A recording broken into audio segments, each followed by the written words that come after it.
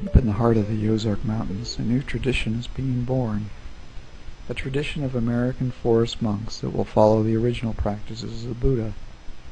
After 25 years of meditation practice, Bhante Vimalaramsi has come back to his home country of the USA and settled into a rural area of Missouri that is 2 hours south from the city of St. Louis. So let's go to the United States and visit Bhante at his Dhammasukha Meditation Center in Missouri and have him describe what his plans are.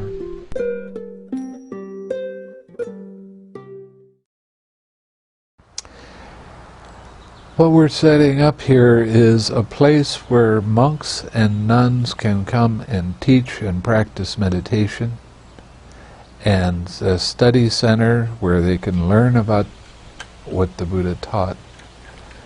But we're also going to have a space for people that want to come for longer periods of time, 3 months, 6 months, a year. And we have a large piece of land here. We have over 100 acres, so we'll be able to facilitate even building a village where people can come and they can keep their 5 precepts and live in community of other like-minded folks.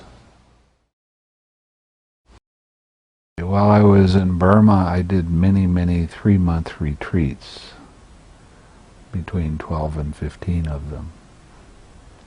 I did an 8-month retreat in Burma, and this was the time in 1988 when they had their social unrest and they kicked all of the foreign monks out of the country. And then it took me 2 years to get back in the country, to get the visa and that sort of thing.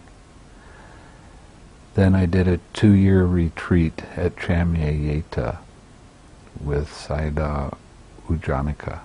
At the end of 2 years, he told me that I was ready to go out and teach, but I wasn't satisfied. I didn't feel like I'd gotten as much as I should have.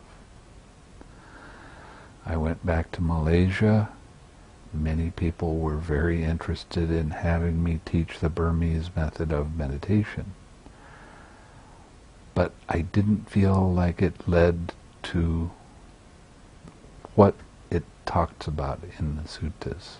It didn't lead to Nibbana the way that I was explaining Nibbana. So instead of teaching the Vipassana, what I did was started teaching loving-kindness meditation. And that became very popular in Malaysia. There were sometimes I was giving huge retreats, sometimes as many as 75 people. And then at one point I was asked to go to the largest monastery in Kuala Lumpur by K. Sri Dhammananda, who has just since died not too long ago. It so happens that there was a monk that came from Sri Lanka that was a meditation teacher, and he asked me how I taught.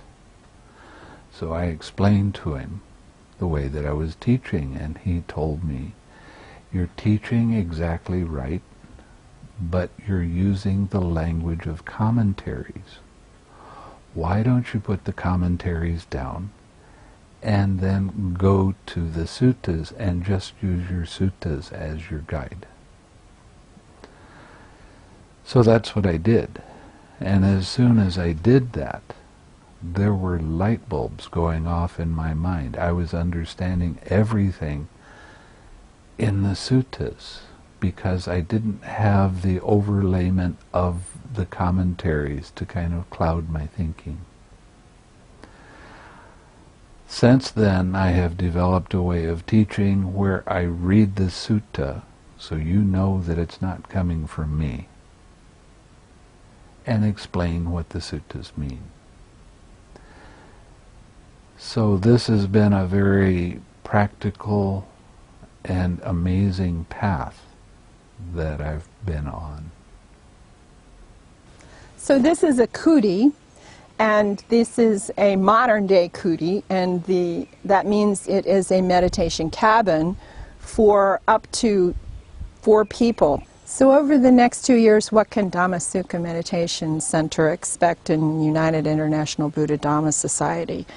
We will be sending Bhante to the universities to do talks about the compatibility for the different traditions to come together and work together for different peaceful coalition projects in the United States. We're hoping that they will share what's working for the layperson, and we can share what is successful with the meditation practice for people to ease suffering. And then we will work and continue to teach online, and we will continue to do reaching out for training monastics to teach in English in the United States, no matter what their tradition is, to teach Dhamma English. And we will also expand our program for the disability project, where we have 1 cabin and we'll add 2 or 3 more to that circle. And that's pretty much what will happen. The dining hall and kitchen will be the first thing to be finished, so we'll have expanded some of our meditation space inside up here. And then of course we're going to be building a Dhamma village, which will start in about a year's time. That will pick up and start with people moving into our Dhamma village, which is next door to the monastery, and that will help us to eventually be able to have monastics who can go on Pendapat from our ordination program. In the last few years we've been teaching people online, and we've been fairly successful with that by using the computer. They can be at home, they take their 5 precepts in the morning, they sit and practice meditation, then they can go to work. At lunchtime they take another little period of time for meditation. Then they can come home and listen to a Dhamma talk, and then write to me about what's happening in their practice, and then they can sit a little while longer. So it's kind of a new way of doing a retreat, but you get the chance to practice all day long that way.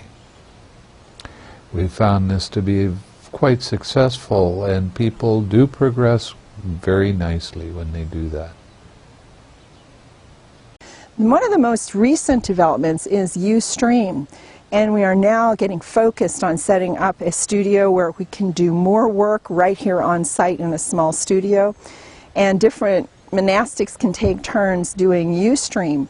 Ustream reaches out to the person, and they can see you while you are teaching, and they can email questions to you, and then you can answer them directly to the people. And they can be in many, many different locations when they do this. They don't have to be in the same room anymore.